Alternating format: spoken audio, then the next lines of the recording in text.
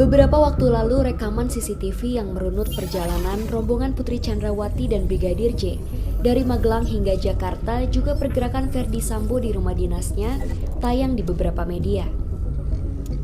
Lewat verifikasi dengan metode yang cukup sederhana melalui sinar matahari dan bayangan, kami mendapatkan sejumlah kejanggalan pada rekaman CCTV tersebut.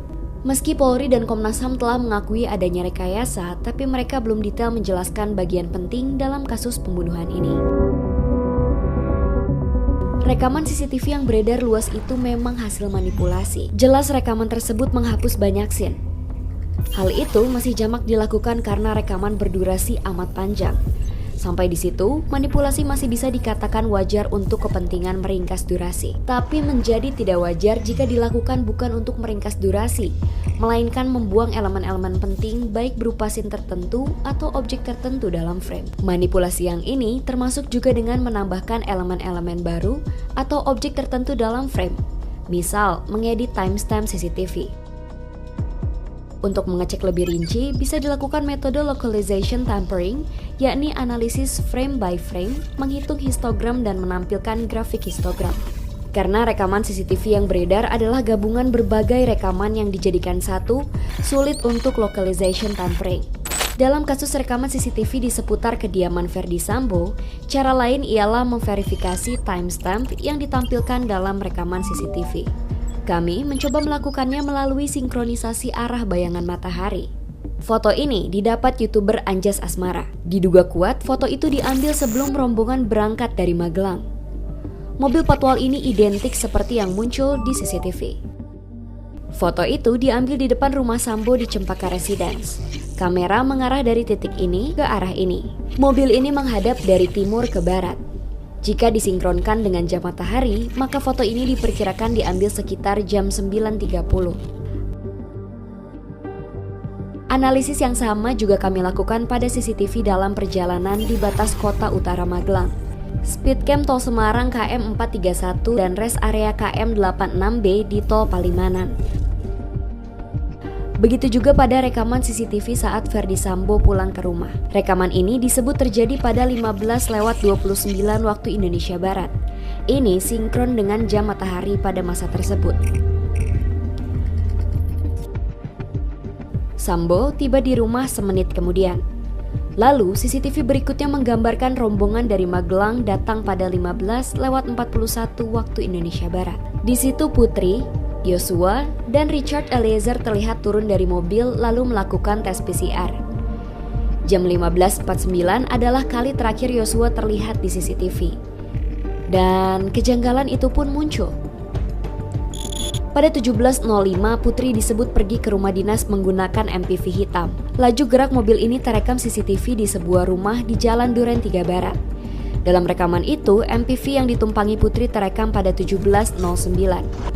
Jika mengecek bayangan matahari, waktu dalam CCTV itu tidak cocok. Kami coba mempertajam bayangan mobil ini sehingga terlihat outline bayang-bayang. Hasilnya tetap tidak sinkron dengan jam matahari. Kejanggalan lain pun muncul pada rekaman berikutnya. Menyusul Putri, Sambo terlihat keluar dari garasi rumah di Saguling pada jam 17.10. Jika melihat dari jam matahari pada jam tersebut, bayangan mobil semestinya tak mengarah ke situ. Seharusnya mengarah ke sisi ini. Kami mencoba mengecek adakah objek lain di halaman rumah Sambo yang menghalangi sinar matahari. Misal, pohon atau benda lain sehingga menciptakan bayangan ini. Nyatanya tidak ada. Ini memang bayangan mobil Verdi Sambo. Jika disinkronkan dengan jam matahari, bayangan mobil mengarah ke titik tersebut lebih cocok terjadi dalam rentang jam 11 hingga jam 3 sore, bukan 17:10. Kuat dugaan rekaman CCTV tidak diambil pada jam 5 sore, seperti yang tertera dalam CCTV tersebut. Indikasi kejanggalan ini sudah diendus Komnas HAM ketika mereka menerima rekaman itu. Ini kami nggak merasa puas dengan CCTV yang kami terima. Ya, itu dia akui misalnya ketika seolah-olah dia kan pergi ke satu tempat bukan rumah dinas ya. Terus kemudian kalau dilihat di CCTV itu kan patwalnya berhenti. Sebelumnya dibangun keterangan bahwa dia ditelepon setelah terjadi kekerasan seksual dan tembak-menembak. Tapi itu akhirnya diakuinya bahwa sebetulnya itu adalah skenario yang dia buat. Lantas siapa yang melakukan ini semua? Mabes Polri sudah terang-terangan menyebut rekaman CCTV tersebut adalah rekaman yang disita dan disusun oleh Polda Metro Jaya. Pada tanggal 22 Juli, PMJ melakukan prarekonstruksi di Aula BPMJ dengan didasari CCTV di rumah pribadi Saguling yang ditemukan oleh mereka dan sekitar TKP Duren 3 dengan berita acara pemeriksaan yang telah dilakukan oleh Metro Jaya berdasarkan hasil analisa penyidik Polda Metro Jaya. Saat itu penjelasannya Saudara FS tidak di TKP. Selanjutnya pada tanggal 23 Juli dilakukan olah TKP gabungan Polda Metro dan Bareskrim untuk melihat kesesuaian hasil prarekonstruksi. Hasil olah TKP ini menunjukkan inkonsistensi keterangan-keterangan dari prarekonstruksi yang dikumpulkan oleh penyidik Polda Metro Jaya. Sebelum beredar, rekaman CCTV sempat diputar Polda Metro Jaya saat mengundang Lembaga Perlindungan Saksi dan Korban atau LPSK. Pertemuan ini terjadi pada 29 Juli di ruang rapat Direktorat Reserse Kriminal Umum Polda Metro Jaya. Yaitu di 29 Juli itu ada rapat perihalnya tentang perlindungan korban kekerasan seksual perempuan dan anak.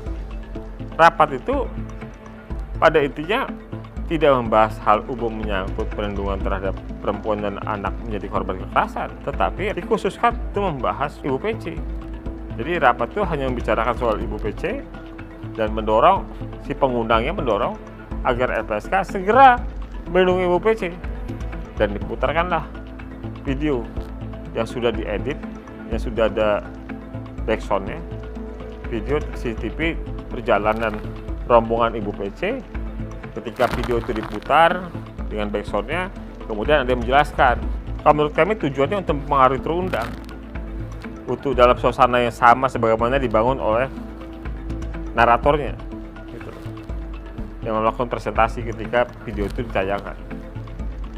Salah seorang petinggi Polda yang hadir dalam rapat itu adalah Wadir Krimum AKBP Jerry Siagian.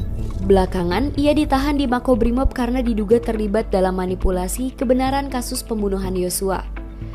Apakah perbuatan Jerry Siagian dan yang membantunya ini diketahui atasannya di Polda Metro Jaya? Dalam hal ini tentu saja, sang Kapolda Fadil Imran.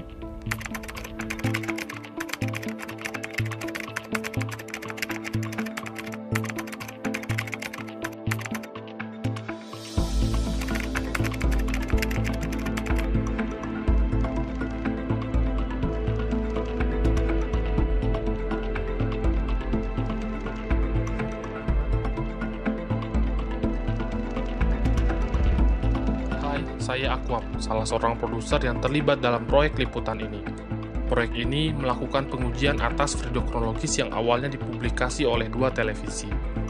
Seluruh materi dan tools yang dipakai dalam proyek ini bersifat terbuka, sehingga siapapun bisa mencobanya. Selama beberapa tahun terakhir, kami intens membuat laporan investigasi yang berbasis sumber data terbuka.